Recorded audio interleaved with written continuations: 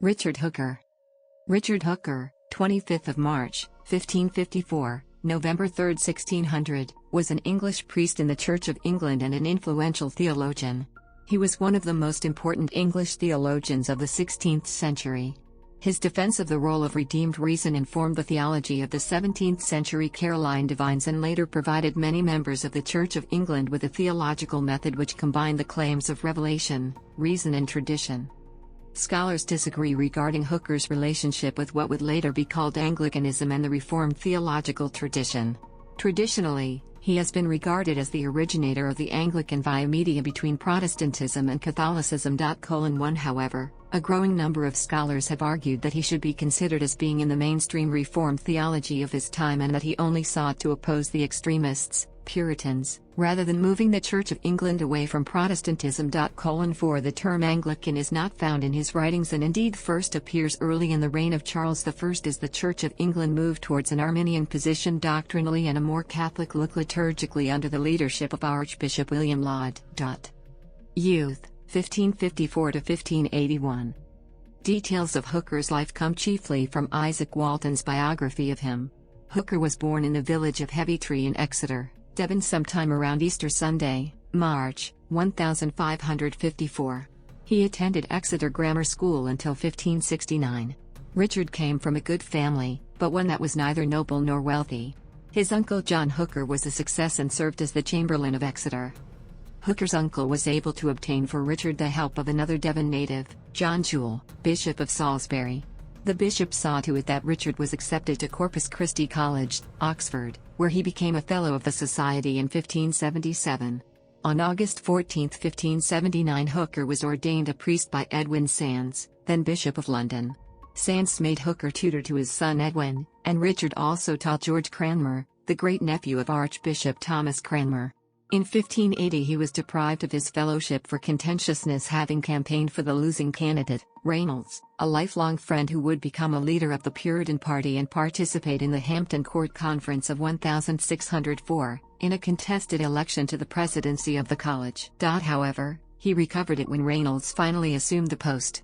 London and marriage, 1581 to 1595. In 1581, Hooker was appointed to preach at Paul's Cross and he became a public figure, more so because his sermon offended the Puritans by diverging from their theories of predestination.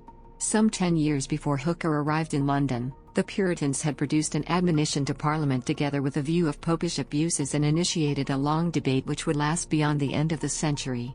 John Whitgift, soon to become Archbishop of Canterbury, produced a reply and Thomas Cartwright a reaction to the reply.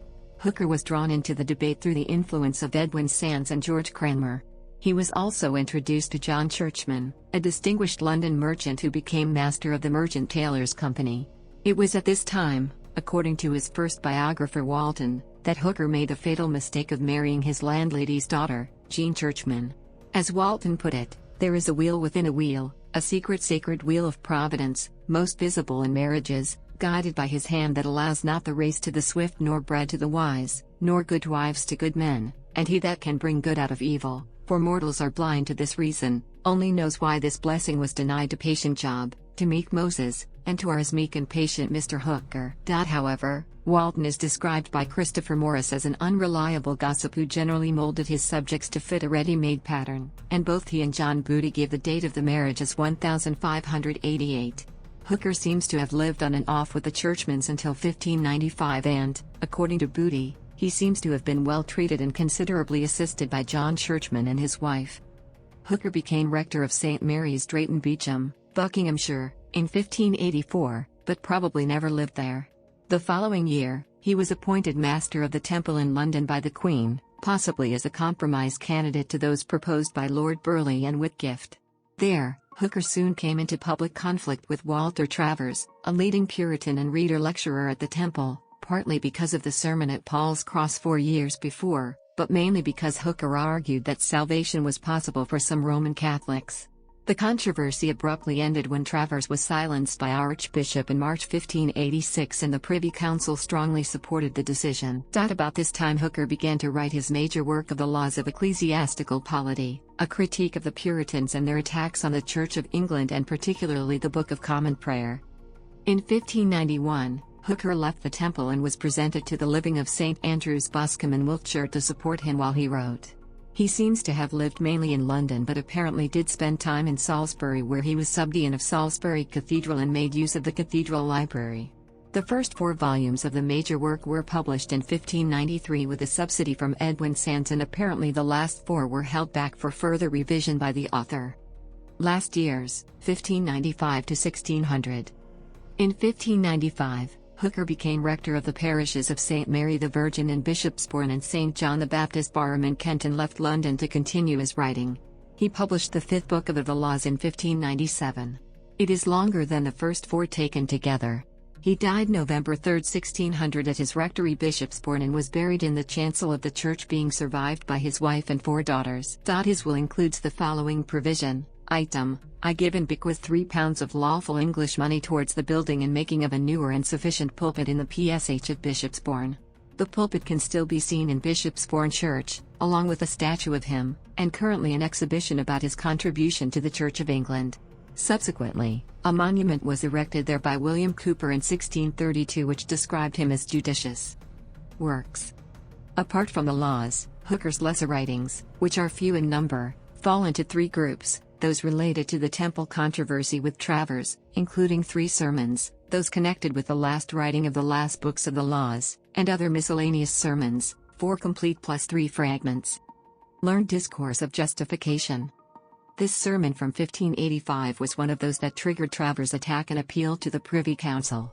Travers accused Hooker of preaching doctrine favorable to the Church of Rome when in fact he had just described their differences, emphasizing that Rome attributed to works a power of satisfying God for sin. For Hooker, works were a necessary expression of thanksgiving for unmerited justification by a merciful God. Hooker defended his belief in the doctrine of justification by faith, but argued that even those who did not understand or accept this could be saved by God.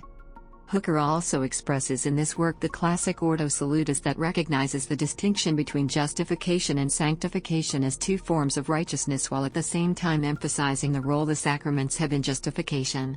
Hooker's approach to this topic is seen as a classic example of the Anglican via media. Of the Laws of Ecclesiastical Polizia. Of the Laws of Ecclesiastical Polizia is Hooker's best-known work, with the first 4 books being published in 1594. The 5th was published in 1597, while the final 3 were published posthumously, and indeed may not all be his own work. Structurally, the work is a carefully worked-out reply to the general principles of Puritanism as found in the Admonition and Thomas Cartwright's follow-up writings. More specifically, Of the Laws has been characterized as probably the first great work of philosophy and theology to be written in English. The book is far more than a negative rebuttal of the Puritan claims. It is, here McAdoo quotes John S. Marshall, a continuous and coherent whole presenting a philosophy and theology congenial to the Anglican Book of Common Prayer and the traditional aspects of the Elizabethan settlement. Quoting C.S. Lewis, Stephen Neal underlines its positive side in the following terms: hitherto, in England, controversy had involved only tactics. Hooker added strategy. Long before the close fighting in Book 3 begins, the Puritan position has been rendered desperate by the great flanking movements in Books 1 and 2. Thus the refutation of the enemy comes in the end to seem a very small thing, a byproduct. It is a massive work that deals mainly with the proper governance of the churches, polity. The Puritans advocated the demotion of clergy and ecclesiasticism. Hooker attempted to work out which methods of organizing churches are best. What was at stake behind the theology was the position of the Queen Elizabeth I as the supreme governor of the Church. If doctrine were not to be settled by authorities, and if Martin Luther's argument for the priesthood of all believers were to be followed to its extreme with government by the elect, then having the monarch as the governor of the Church was intolerable. On the other side, if the monarch were appointed by God to be the governor of the Church, then local parishes going their own ways on doctrine were similarly intolerable. In political philosophy, Hooker is best remembered for his account of law and the origins of government in Book 1 of the Polizia. Drawing heavily on the legal thought of Thomas Aquinas, Hooker distinguishes 7 forms of law: eternal law, that which God hath eternally purposed himself in all his works to observe; celestial law, God's law for the angels; nature's law, that part of God's eternal law that governs natural objects; the law of reason, dictates of right reason that normatively govern human conduct; human positive law, rules made by human lawmakers for the ordering of a civil society; divine law, rules laid down by God that can only be known by special revelation, and ecclesiastical law, rules for the governance of a church. Like Aristotle, whom he frequently quotes, Hooker believes that humans are naturally inclined to live in society. Governments, he claims, are based on both this natural social instinct and on the express or implied consent of the governed. The Laws is remembered not only for its stature as a monumental work of Anglican thought, but also for its influence in the development of theology, political theory, and English prose. Scholastic thought in a latitudinarian manner. Hooker worked largely from Thomas Aquinas, but he adapted scholastic thought in a latitudinarian manner. He argued that church organization, like political organization, is one of the things indifferent to God. He wrote that minor doctrinal issues were not issues that damned or saved the soul, but rather frameworks surrounding the moral and religious life of the believer. He contended there were good monarchies and bad ones, good democracies and bad ones, and good church hierarchies and bad ones. What mattered was the piety of the people. At the same time, Hooker argued that authority was commanded by the Bible and by the traditions of the early church, but authority was something that had to be based on piety and reason rather than automatic investiture. This was because authority had to be obeyed even if it were wrong and needed to be remedied by right reason and the Holy Spirit. Notably, Hooker affirmed that the power and propriety of bishops need not be in every case absolute. Legacy. King James I is quoted by Isaac Walton, Hooker's biographer, as saying, "I observe there is in Mr. Hooker no affected language, but a grave, comprehensive, clear manifestation of reason, and that backed with the authority of the Scriptures, the fathers and schoolmen, and with all law both sacred and civil." Hooker's emphasis on Scripture, reason, and tradition considerably influenced the development of Anglicanism, as well as many political philosophers, including John Locke. Locke quotes Hooker numerous times in the Second Treatise of Civil Government and was greatly influenced by Hooker's natural law ethics and his staunch defense of human reason. As Frederick Copleston notes, Hooker's moderation and civil style of argument were remarkable in the religious atmosphere of his time. In the Church of England he is celebrated with a lesser festival on 3rd of November, and the same day is also observed in the calendars of other parts of the Anglican Communion.